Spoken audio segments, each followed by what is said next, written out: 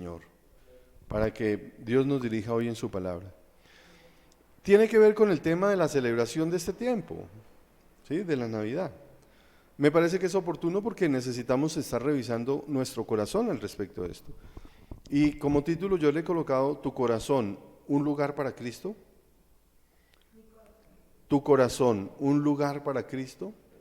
Que nosotros sepamos claramente si nuestro corazón le pertenece o no a Dios. Y algunas otras cosas importantes en todo esto que estamos haciendo. Es un tema relativamente corto.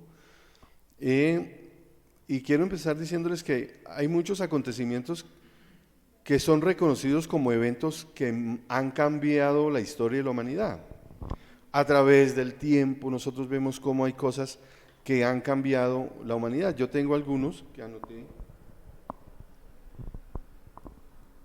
Se me quedaron mis gafas. Me toca con estas que me ayudan a leer, pero no los veo bien dónde están. Y uno lo reconoce, uno reconoce. La primera es cuando usted lee en la historia, dice que hace más o menos 66 millones de años antes de Cristo se extinguieron los dinosaurios, que cayó un meteorito de 10 kilómetros sobre la Tierra, y eso hizo una gran cantidad de cosas que ayudó a que los dinosaurios se extinguieran. Y se le reconoce en la historia. El descubrimiento del fuego o el manejo del fuego hace 1.400.000 años antes de Cristo. El uso del arco y la flecha, 15.000 años antes de Cristo. Y eso cambia, o sea que los hombres ya empezaron a utilizar herramientas y armas sofisticadas para trabajar, para cazar. Eso realmente ha cambiado la historia de nosotros, ¿cierto? La invención de la rueda, 3.500 años antes de Cristo. Y hoy día sabemos que es un gran propósito que se utilice en la rueda, que podamos nosotros movilizarnos en carro, en avión también, parte del transcurso del avión es a través de la rueda. El inicio de la edad de hierro, 1.200 años antes de Cristo, o sea, cambia fundamentalmente la estructura de cómo la humanidad construye sus elementos, ya no es piedra únicamente, también hierro. La navegación precisa, cuando antes lo navegaban pues como hace uno, ¿por dónde está soplando el viento? Ahora es navegación precisa. Eso fue 1569 años, en el año 1569 después de Cristo. La revolución industrial que cambió todo el sistema del mundo que hoy conocemos y que pareciera que se está acabando ahora, fue en el 1712 después de Cristo. El desarrollo de las telecomunicaciones, 1876 después de Cristo. Los vuelos tripulados, o sea, antes no había vuelos tripulados, ahora sí, en 1903 después de Cristo. La llegada del hombre a la luna, tomé el último, 1969 después de Cristo. ¿Cuál es el común denominador de todos estos eventos, de todos estos acontecimientos? ¿Cuál es el común denominador que nos permite trazar la historia? El AC y el DC. El antes de Cristo y el después de Cristo. Si no tuviéramos esa marca, difícilmente podríamos decir o ponernos de acuerdo cuándo fue. Usted me está hablando ¿de qué me está hablando? ¿Sí? Entonces, quiere decir que el hecho más importante en la historia de la humanidad, que se reconozca o que no se reconozca, es la venida de Cristo a este mundo. Porque todos los acontecimientos están marcados por eso. 66 millones antes de Cristo se extinguió tal cosa. 1.000 o 15.000 años antes de Cristo pasó esto otro. 200 años después de Cristo pasó esto. En 1900 después de Cristo, ¿qué es lo que marca realmente que nosotros podamos tener una historia verídica y creíble? La llegada de nuestro Señor Jesucristo. Para muchos será no importante, pero nosotros sabemos que en esto que nosotros estamos viendo está la huella de nuestro Padre Celestial. Ese es el común denominador.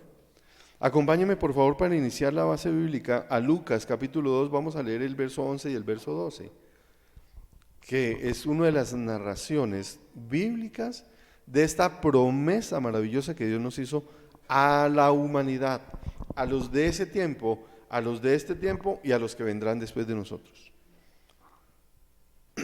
Lucas 2, 11, 12. Dice, hoy les ha nacido en la ciudad de David un Salvador, que es Cristo el Señor. Esto les servirá de señal. Encontrarán a un niño envuelto en pañales y acostado en un pesebre. Y es la anunciación, es cuando los ángeles se presentan delante de un gran grupo de pastores y les anuncian las buenas nuevas de salvación. Este es el hecho. Vamos a orar para que Dios nos dirija entonces en su palabra. Padre del cielo, te alabamos, te bendecimos y te damos gracias, Señor, por esta palabra que nos regalas. Y gracias, Padre Santo, por lo que hoy nos vas a hablar al corazón. Nos estás preguntando si nuestro corazón es un lugar para ti.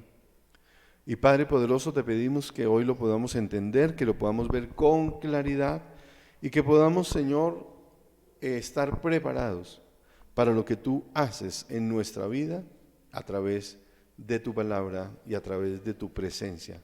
Oramos, Señor, pidiendo que estés acá y pidiendo, Señor, que la unción de tu Espíritu Santo nos acompañe y nos dirija en Cristo Jesús. Amén y amén. Esto sería lo que marca la Navidad: el nacimiento de un niño que es el Salvador, que es el Rey, que es el Dios Todopoderoso, el Cristo, el Mesías. No habla de la época, no habla del día, habla del evento, y el evento es lo importante. Ahora, hay muchas personas que celebran la Navidad cada año, pero son muy pocos los que yo creo que realmente comprenden lo que sucedió ese día. Estamos más pendientes de las compras, estamos más pendientes de las actividades, de lo que hacen las personas que celebran la Navidad.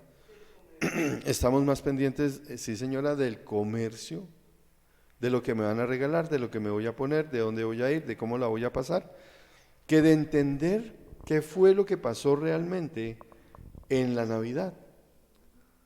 Y desafortunadamente, aún muchos creyentes, creo que a pesar de que hemos abierto nuestro corazón al Señor Jesucristo, no comprendemos con claridad cuál fue esa noticia, qué pasó esa noche, cuál es el evento real de lo que pasó en lo que nosotros llamamos Navidad, y que como dato histórico lo tengo que decir, no fue en diciembre, no fue el 24 de diciembre, pero que se ha determinado que se celebre en esa fecha, que está revuelto desafortunadamente también con unas costumbres paganas, que es lo que contamina de alguna manera ese tipo de celebración. Entonces, muchas personas se ocupan de lo que no es, en el momento que no corresponde, pero deberían tener atención y realmente saber qué es lo que está pasando o qué fue lo que aconteció allí. En Lucas capítulo 2, estamos en el 2, vamos a retrasarnos un poquito, el verso 8 al 10, porque también nos marcan lo que debería estar pasando realmente en nuestro corazón. Es una noticia extraordinaria, es algo que el Señor mandó, mire que mandó mensajeros diferentes para poder darnos una noticia diferente que cambia el rumbo de la humanidad. Lucas 2, 8, 10 dice, en esa misma región había unos pastores que pasaban la noche en el campo, turnándose para cuidar sus rebaños. Sucedió que un ángel del Señor se les apareció. No fue cualquier mensajero, fue un ángel del Señor. La gloria del Señor los envolvió en su luz y se llenaron de temor. Pero el ángel les dijo, no tengan miedo. Miren que les traigo buenas noticias que serán motivo de mucha alegría para todo el pueblo. Lo primero que tenemos que entender es que la noticia de tener un Salvador debe llenarnos de mucha alegría, que son buenas nuevas. Pero es la noticia del nacimiento lo que nos debe llenar de alegría, no es el hecho de pensar que vamos a estrenar, que vamos a comer, que vamos a reunirnos, sino que un día el Señor cumplió su promesa de enviar la salvación al mundo. Eso es realmente lo que nosotros debemos empezar a entender, que nuestro corazón sea diferente, que nuestro corazón se hinche de amor, que nuestro corazón se hinche de alegría, de decir, Señor, si yo conmemoro, si yo celebro la Navidad, lo que estoy celebrando es que tú determinaste un día venir a traer la salvación de manera definitiva a mi vida, pero a la vida también de todas las personas que están aquí de la humanidad. Eso es lo que verdaderamente nos debería a nosotros alegrar. Y no solo en esta época, en cualquier momento. Es una noticia que le da gran alegría saber que usted tiene un Salvador que ha venido en rescate de cada uno de nosotros. Porque eso es lo que se celebra. No se celebra el regalo, no se celebra que podemos estar en familia. Lo que tenemos que celebrar es que Dios vino a salvarnos, a rescatarnos a cada uno de nosotros. Y quiero señalar que estos acontecimientos que en alguna manera envuelven el nacimiento del Señor, que están bien relatados en la palabra, pues también en alguna manera como que están presentes en la vida de cada uno de nosotros. Esas mismas características de ese tiempo, de ese nacimiento, nosotros no nos escapamos a las características de ese tiempo. ¿Y a qué me refiero? Ya le digo específicamente qué le estoy diciendo. El Señor determina que venga su Hijo, su primogénito, ¿cierto? Que nazca. Sin embargo, cuando José y María se dirigen al lugar donde el Señor va a nacer, no se encuentra en el mesón o en la posada, no hay un lugar digno, no hay un lugar limpio, no hay un lugar adecuado, no hay un lugar preparado para esta visita. Porque lo importante es que nace el Señor, que viene el Salvador. Y cuando usted lee la historia, encuentra que José y María les tocó salir del lugar donde estaban porque los estaban persiguiendo para matarlos y llegan a un mesón, o sea, a un hotel, digamos hoy día, y no encuentran lugar. No encuentran un lugar. Y es una característica similar a la que hoy en día pasa en nosotros. El Señor quiere venir a salvarnos, el Señor quiere venir a transformar la humanidad y no se encuentra un lugar limpio, adecuado, preparado, digno para Él. Juan capítulo 1, verso 10 y verso 11, porque la palabra nos lo deja ver qué es lo que está pasando en la vida del ser humano en estas circunstancias. Juan 1, 10, 11. El que era la luz ya estaba en el mundo, y el mundo fue creado por medio de él, pero el mundo no lo reconoció. Vino a lo que era suyo, pero los suyos no lo recibieron. Y no solamente nos está hablando del momento en que vino a nacer, que no encontró el lugar en el mesón, no encontró el lugar digno, sino lo que pasó después con Cristo, que su pueblo lo rechazó y su propio pueblo lo llevó al Calvario, a la cruz del Calvario.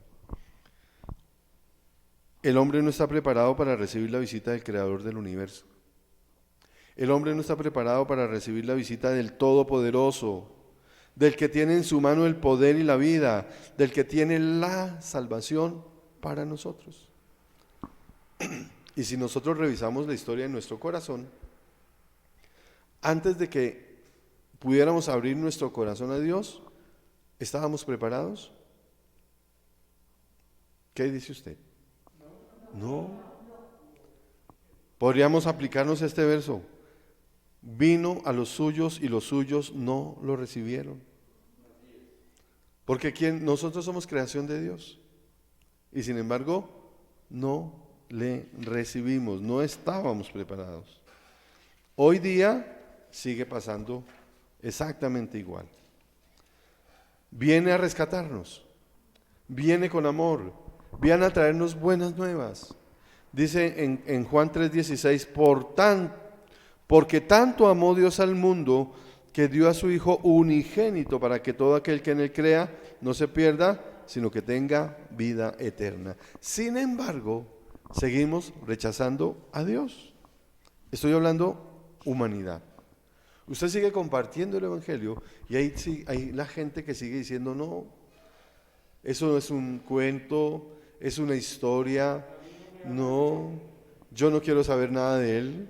O yo simplemente ya estoy con él, estoy a mi modo, él me entiende, él me ama así. Pero no estamos listos para recibirlo. Nosotros podemos mirar la historia del Antiguo Testamento y vamos a encontrar qué pasó con el diluvio. ¿Por qué vino el diluvio? Porque el hombre no aceptó a Dios. ¿Sí o no? ¿Qué pasó con Sodoma y Gomorra? Igual. ¿A quién despreciaban? Al Señor. ¿Por qué por qué su pueblo fue llevado a Egipto como cautivo? Porque no aceptaban al Señor. ¿Por qué se dividieron los dos reinos? Porque no aceptaban al Señor. Hasta el momento del nacimiento del Señor Jesús, la historia de la palabra es igual. Y hoy día no ha habido un lugar para Él en el mesón. Todavía no hay un lugar para Él. Ahora yo me pregunto, hoy, ¿qué representa el mesón? ¿Qué cree usted que puede representar ese mesón donde fueron a buscar Amén, el corazón? Como que el Espíritu Santo les está revelando la palabra antes de... Qué bueno. Sí, claro que sí. Proverbios 4:23. Proverbios 4:23. Por sobre todas las cosas cuida tu corazón, porque de él mana la vida. El mesón donde Dios quiere venir a entrar, a nacer, es nuestro corazón. Y la historia de nosotros no es muy diferente. Durante mucho tiempo no tuvimos nosotros en cuenta, no lo tuvimos en cuenta. ¿Cuántos años pasó para que nosotros tuviéramos en cuenta al Señor? Vivíamos según nuestros propios instintos y deseos. Y para muchos esto no ha cambiado. Para otros, aunque ya cambió, no han abierto completamente su corazón al Señor. Porque ¿cuántas oportunidades o en cuántas oportunidades mejor dejamos al Señor por fuera de ese mesón de nuestro corazón? Cuando uno lo pregunta, uno dice, no, yo tengo al Señor en mi corazón, yo nunca lo dejo por fuera. Pero pregúntese, ¿usted toma decisiones sin tenerlo en cuenta? ¿Tomamos decisiones sin tener en cuenta a Dios? ¿Sí o no? ¿Cuántas cosas hacemos en nuestra vida que no reflejan a Cristo en nuestro corazón? ¿Cuántos de nuestros sentimientos no le pertenecen? ¿Qué pensamientos o qué palabras no lo glorifican? Y la palabra del Señor dice que de la abundancia del corazón habla la boca. ¿Aún dejamos nosotros al Señor por fuera del mesón? No le damos cabida. No le abrimos totalmente nuestro corazón. No cambiamos nuestra voluntad y no la rendimos generalmente a Él. No le entregamos nuestras emociones y muchos no le entregan sus finanzas. Uno de los principales obstáculos para que la gente llegue a Cristo son las finanzas, aún de personas creyentes. Fíjese que todavía no hay lugar en el mesón para Él. Y hoy es un día en el que el Señor nos está diciendo, prepara ese corazón, prepara ese mesón. Ahora, podemos volver a hacer la pregunta y cambiar un poquitico el sentido para poder entender con más claridad o más profundidad lo que Dios quiere enseñarnos hoy. Cambiemos el escenario por el que realmente utilizó el Señor Jesucristo. Él no nació en el mesón. ¿Dónde nació? En un pesebre. Entonces cambiemos el escenario por el real. ¿Qué representa el pesebre? El corazón también, otra vez. Pero en esta oportunidad, la cualidad del corazón o la característica del corazón, ustedes lo dijeron, humildad. Entonces, no solamente el corazón, sino un corazón humilde. Miren Isaías, capítulo 57, verso 15.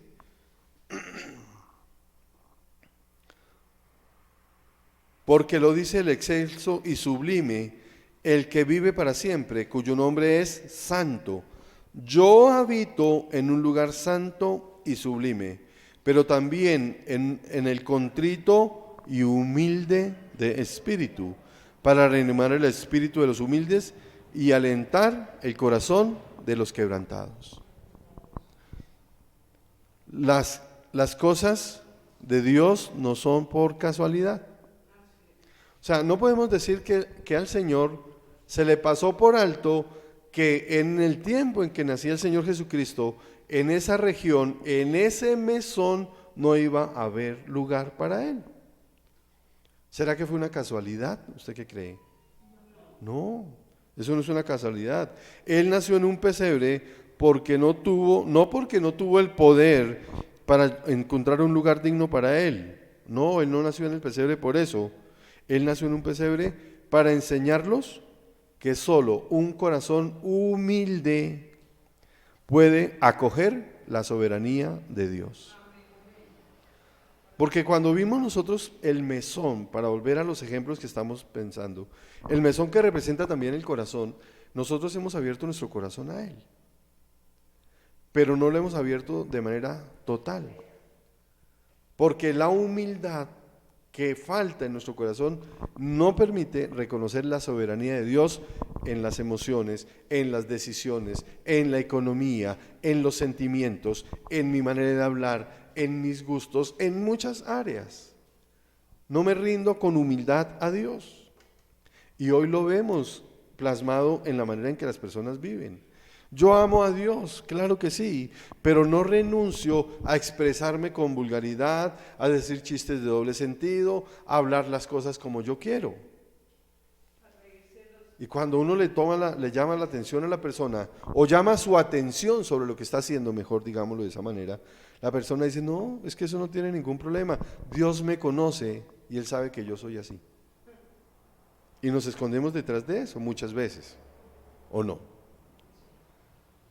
O sea, todavía por falta de humildad no decimos, Señor, tú eres el Dios soberano. Y acepto tu palabra y la soberanía de tu palabra sobre mi vida. Y pasa demasiado. Dice la palabra del Señor, ninguna palabra maliciosa salga de su boca. Y sin embargo uno ve personas que siguen con lenguaje malicioso, soez, vulgar. Que entre ustedes no se mencione ni la inmoralidad, ni siquiera se menciona entre ustedes. Y sin embargo se acepta y se practica. O los chistes de doble sentido, nos reímos de los chistes de doble sentido. Y uno podría decir, pero es que no exagere. Y esa es la razón, o esa es la excusa para decir que no tenemos que entregarle todo nuestro corazón a Dios. La exageración. Utilizamos esa excusa para decir, no, es que eso ya es demasiado. Como en alguna oportunidad escuchaba yo a alguien diciendo, no exageren la santidad. ¿Cómo que no exageren la santidad? Si Dios es santo, santo, santo. Podríamos decir eso, es exageradamente santo. ¿Y cómo debemos ser nosotros? Santos como Él es santo. Entendiendo la naturaleza humana, y Dios la entiende, sabe que, y la misma palabra dice, el que diga que no comete pecado, le hace mentiroso a Él. Entendiendo eso, Dios ¿qué nos pide? Que seamos santos. Bajo esa misma perspectiva, ¿podemos exagerar en la santidad? No, porque nosotros siempre vamos a ser imperfectos. Tenemos que buscar la santidad. Una cosa es la santurronería, que es hipocresía delante de Dios y delante de los hombres. Eso es otra cosa. y otra cosa es exagerar en la santidad. Entonces, nosotros no podemos darnos excusas. Nuestro corazón tiene que ser un corazón humilde. Porque si no somos humildes, no aceptamos la soberanía de Dios sobre nosotros. Vamos a estar luchando con eso en algún momento.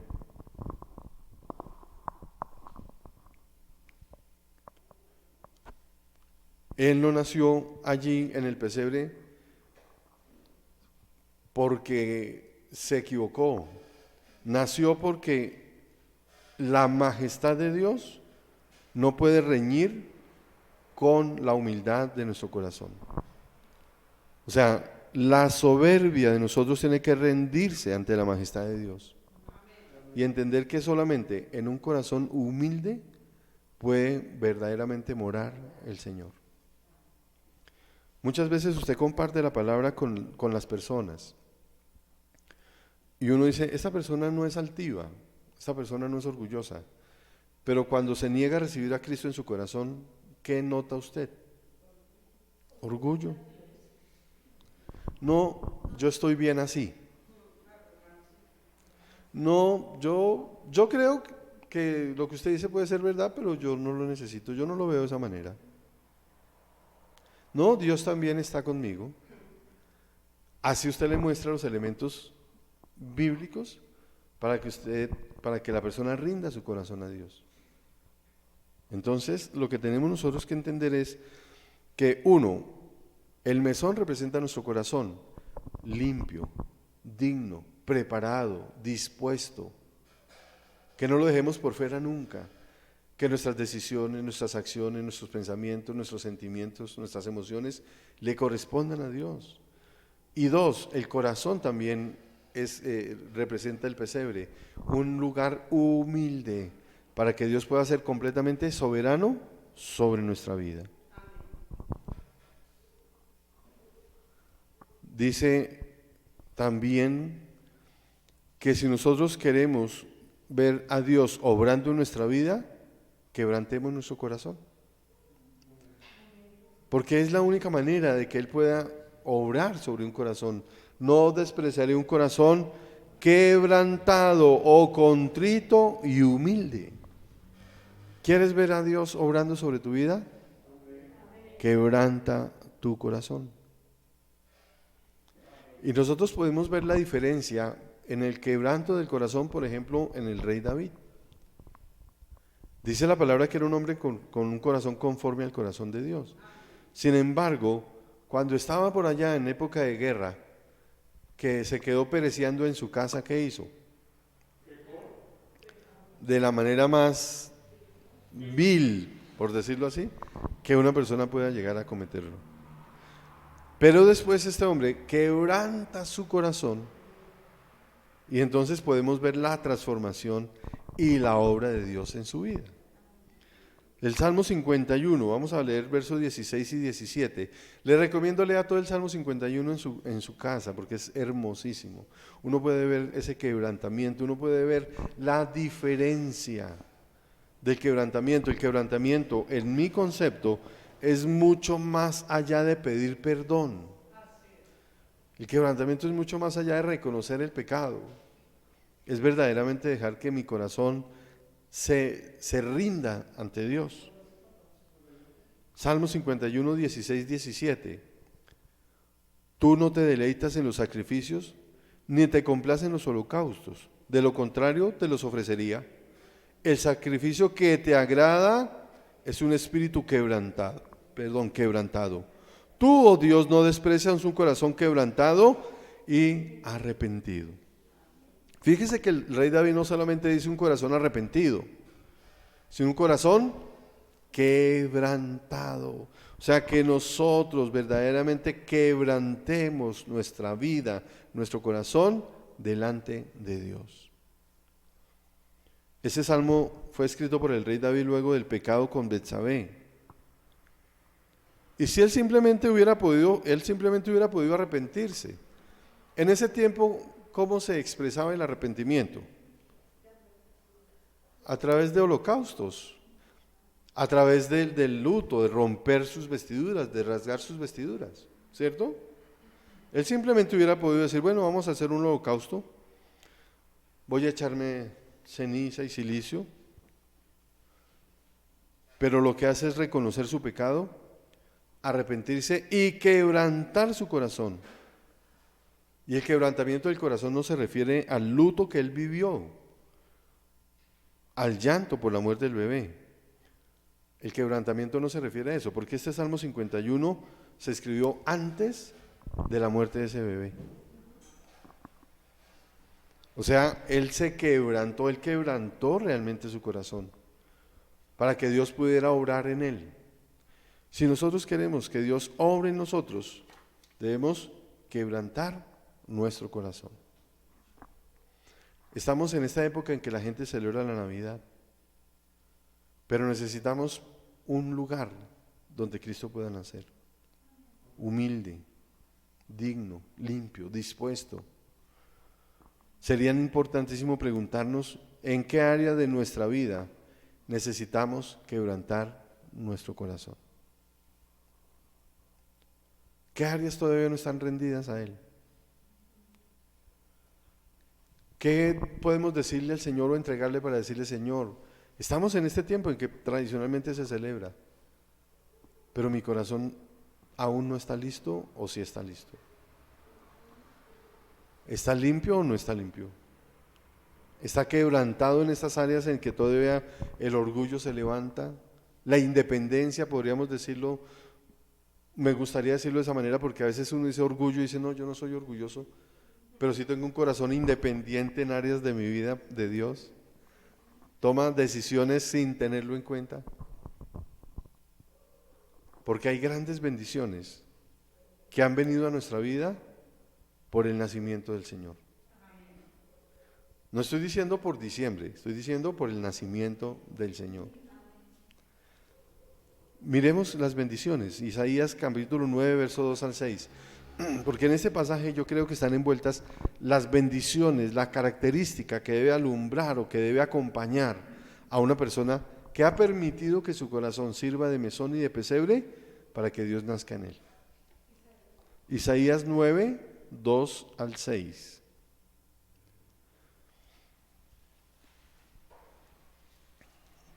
Voy a esperar un poquito para que lo puedan encontrar.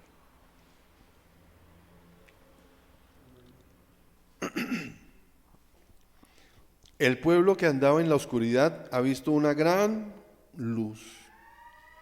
Una de las primeras características que debe venir a nosotros con el nuevo nacimiento es que ya no hay oscuridad, sino que hay luz en nuestra vida. Y no es cualquier luz. Es una gran luz.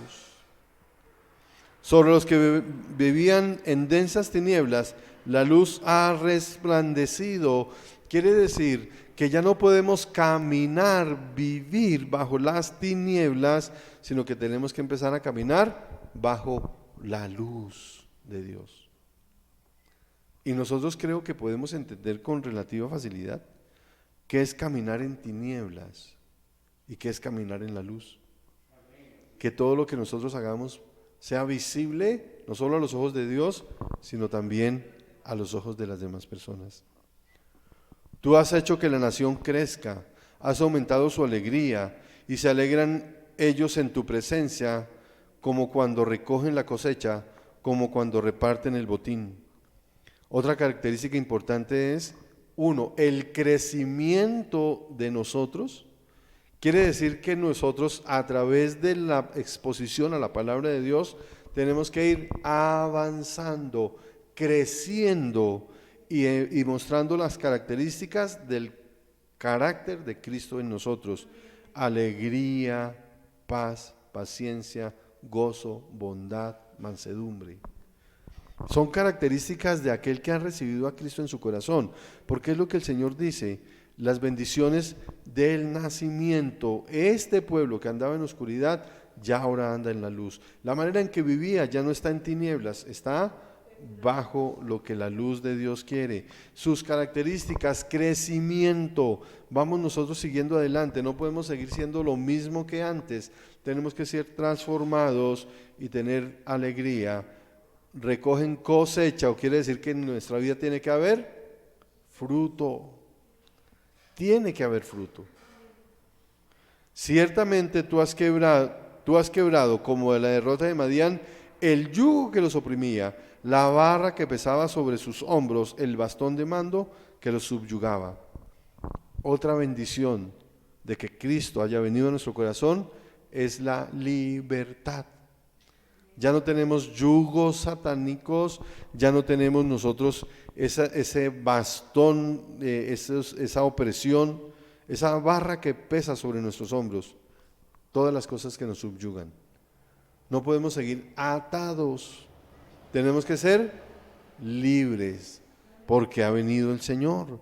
Dice, todas las botas guerreras que resonaron en la batalla y toda la ropa teñida de sangre serán arrojadas al fuego, serán consumidas por las llamas. O sea que esa guerra que nosotros vivíamos, esa sangre, ese dolor, esa manera de vivir que antes teníamos, tiene que terminar. Y yo pienso que también implica, cuando está hablando de esa ropa teñida de sangre, y esas batallas implican a estas guerras y esas batallas que nosotros vivíamos con nosotros mismos y con las personas con las que estábamos conviviendo. Ya tienen que dejar y tienen que estar en el pasado, tienen que ser olvidadas. Dice que son consumidas por las llamas, el poder del Espíritu Santo. ¿Por qué sucede esto? ¿Por qué tenemos esa libertad? Porque tenemos la luz, porque ahora ya el Señor rompió el yugo, porque tenemos nosotros la posibilidad de crecer, porque tenemos fruto. En el verso 6 lo dice, porque nos ha nacido un niño, se nos ha concedido un hijo, la soberanía reposa sobre sus hombros y se le darán estos nombres: Consejero admirable, Dios fuerte, Padre eterno, Príncipe de paz. Porque Cristo ha nacido en su corazón, por eso usted puede estar libre del yugo, por eso usted puede estar creciendo, por eso usted puede estar alegre, por eso usted puede dar fruto, por eso su vida ya no está en oscuridad, ha sido arrebatado de las tinieblas y colocado en la luz admirable. Esas son las razones por las que usted es transformado. Ese es el verdadero significado de la Navidad. Que Cristo nazca en nuestro corazón. Si usted quiere celebrar eso, celébrelo con paz y con tranquilidad. Pero no necesita una parafernalia pagana para poder celebrar que Cristo está en su vida, que Cristo está en su corazón. Que usted puede tener paz, que usted puede tener armonía, que usted puede tener convivencia sana. Que le recuerde que su corazón tiene que estar siendo revisado constantemente para evitar que el orgullo se albergue nuevamente. Que nosotros tenemos que cuidar nuestro corazón permanentemente porque Él depende de nuestra vida. Que estemos revisando nuestro ser completo. En estos días, creo que el 24, si no estoy mal, yo compartí con ustedes un escrito con toda la iglesia, con todos los que están ahí, que no es de mi autoría, yo lo recibí y me pareció muy bonito, me pareció agradable, y dije, pues yo lo quiero compartir, porque así como yo no he escrito ninguno de los libros de la Biblia, los comparto cada vez que puedo, pues cuando llega una cosa que vale la pena uno lo comparte, que me parecía importante, que si nació hoy, que si nació ayer, que si nació aquí, que si nació allá, que cuándo fue, que si eran reyes, que si eran magos, eso no es importante. ¿Qué es lo importante? Lo que hizo en nosotros. Yo creo que cada uno de nosotros puede decir que muchas de las cosas que estaban en ese escrito se cumplieron en su vida. Yo me identifiqué con esto cuando dice me tomó de la mano cuando más lo necesitaba. Porque mi vida iba rumbo a la muerte. Mi vida iba rumbo a la destrucción moral y física. Y Él me rescató.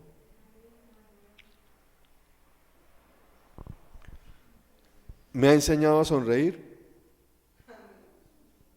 y a agradecer por cosas pequeñas.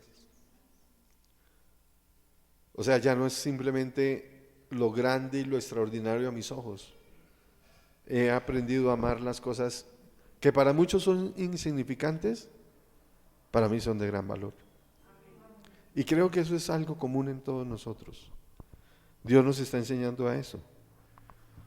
Que los grandes milagros no son solamente la resurrección de un muerto, sino que un gran milagro puede ser que usted encontró para el bus cuando tenía que salir a tomar el transporte. Que cuando llegó cansado, encontró descanso para su vida. Que aquel que le hacía la vida imposible, un día le pidió perdón y le dijo, ¿sabes qué? Perdóname porque he sido mal contigo.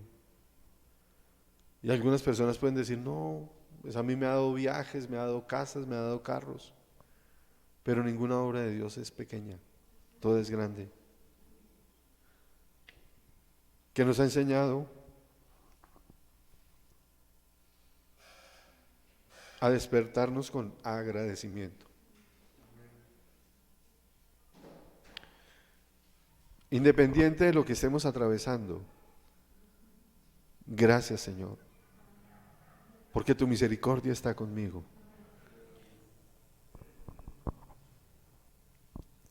Que nos ha permitido acostarnos con la cabeza tranquila.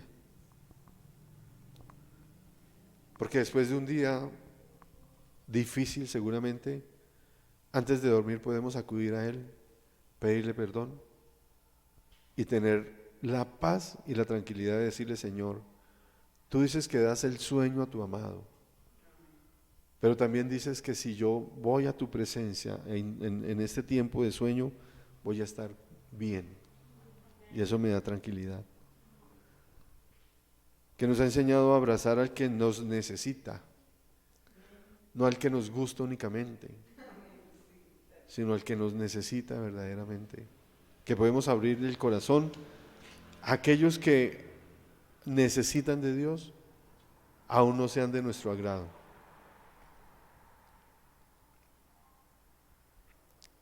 Que nos enseñó siempre a hablar lo correcto, a expresarnos con amor, a buscar edificación en lo que nosotros hablamos, pero también a entender que en lo cotidiano, que en lo diario, Él nos habla, que nos escucha, nos enseña a escucharlo y que nos enseña a tener nuestro corazón dispuesto para Él todo el tiempo, que nos enseña que los milagros sí existen, que son posibles, que no son un cuento, que Él es el mismo ayer, hoy, por los siglos. Y que me enseña que si yo perdono, que si yo no perdono, soy el que queda prisionero. Y eso me ayuda a entender que no puedo tener tiempo sin perdonar, o que no puedo estar viviendo en la amargura del año pasado o el antepasado. Que hay personas que viven todavía en la amargura de cuando no tuvieron oportunidad de estudiar, o cuando les pasó algo malo, o cuando murió un ser querido, y no han perdonado, ni se han perdonado, o no han perdonado a Dios inclusive, porque a veces lo culpamos de cosas que nos pasan a nosotros. Me enseñó a que no siempre recibo bien por bien, pero que debo seguir actuando bien, así reciba mal. Esta es la época de recordar todas estas cosas. Esta es la época de honrar a Dios, permitiendo que nuestro corazón esté listo y dispuesto para que Él, si bien ya ha nacido, se sienta a gusto y diga, este corazón sí me pertenece. Y yo pueda expresar también con toda tranquilidad y con toda paz que Dios sí ha nacido en mi vida. Amén. Vamos a orar. Padre Santo, te alabamos, Señor, te bendecimos y te damos gracias. Gracias por tu amor, por la bondad y por la misericordia que has tenido con nosotros. Padre, gracias, Señor, porque hoy en este sencillo tema, y hasta un poquito desordenado, nos has enseñado que tú necesitas un corazón quebrantado y arrepentido para que tú puedas nacer en el ser humano. Un corazón que esté dispuesto a ser limpiado por ti. Un corazón que esté dispuesto, Señor, a ser organizado por ti. Un corazón que esté dispuesto, Señor, a dejar el egoísmo, a despojarse de lo propio y recibir, bendito Dios y Rey, tu soberanía y tu propósito. Hoy, Señor, entendemos que el tiempo de Navidad no es un tiempo de compras, de comidas o de reuniones. Que si eso lo hacemos, Señor, no lo hacemos como primordial. Que lo primordial es entender que tú escogiste un día para venir y habitar entre nosotros. Que tú viniste y te hiciste hombre por nosotros. Que tú fuiste a la cruz, Señor, por nosotros. Que salvaste, Señor,